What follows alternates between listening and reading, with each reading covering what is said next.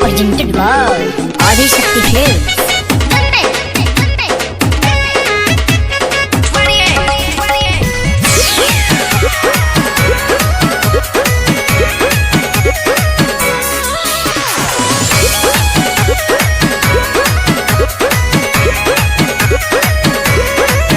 रउआ बाली बंगाल से ले आवे के बाद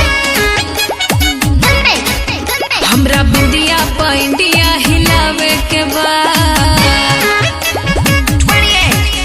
रउआ बाली बंगाल से ले आवे के बाद हमरा बिंदिया पैंडिया हिलावे के बाद रेट होके जमुना के खूबे बढ़ चढ़ के हथवा के चूड़ी सैया चाही चंडीगढ़ के जदी लेके नहीं आई पता करब झगड़ा।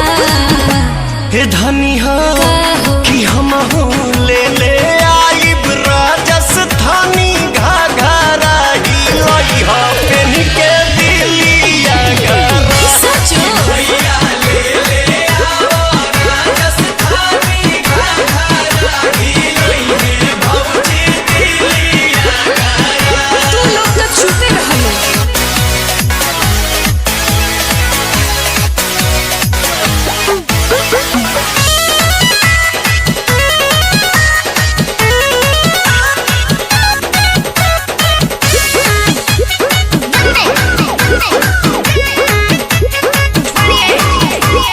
गजिया बात के गजरा चाही गजरा कानपुर के पैजनिया पटना के चाही चलूंगी दहिया तूर के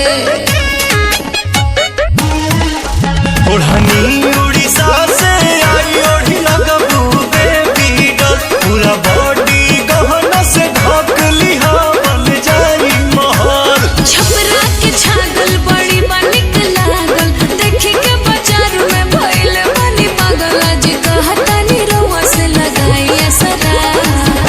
हे धनी हो का कि हम ले ले